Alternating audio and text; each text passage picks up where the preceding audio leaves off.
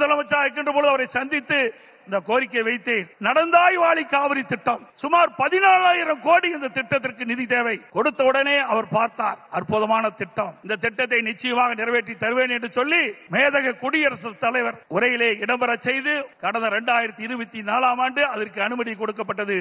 ஆனால் இந்த அரசு முடக்கி வைத்திருக்கின்றது. உண்மையிலேயே இந்த அரசு மக்கள் மீது அக்கறை இருந்தால் மத்திய அரசு அனுமதி கொடுக்கப்பட்ட திட்டத்தை நிறைவேற்ற மனமில்லை. சிந்தித்து பாருங்கள், 14,000 கோடி, 1000 2000 இல்ல 14,000 கோடி நம்முடைய தமிழ்நாடு நலன் பெறுவதற்காக மத்திய அரசு அனுமதித்தது. பாரத பிரதமர் அவர்கள் மனமுகந்து கொடுத்த அந்த திட்டம், அந்த திட்டத்தின் மூலமாக காவிரி நதியிலே கரை ஓரமாக இருக்கின்ற கழிவு நீர்கள் அந்த நதியிலே கலக்கின்ற பொழுது நீர் மாசுபடுகிறது. அந்த நீர் மாசுபடாமல் இருப்பதற்கு அதை சுத்தகரித்து நதியிலே விடுகின்ற திட்டம் தான் இந்த திட்டம். மேட்டூர் அணையிலிருந்து வெளியேறிய நீர், பவானி சாகர் அணையிலிருந்து வெளியேறுகின்ற நீர், நொய்யிலிருந்து வெளியேறுகின்ற நீர், அமராவதி அணையிலிருந்து வெளியேறுகின்ற நீர், இந்த நீரெல்லாம் சுத்தப்படுத்தி அங்கே நதியிலே விடுகின்ற பொழுது காவிரி நதியிலே வந்து கலக்கின்ற பொழுது சுத்தமான நீராக இருக்கும். தமிழ்நாட்டை பொறுத்த வரைக்கும் காவிரி நதிதான் ஜீவநதி.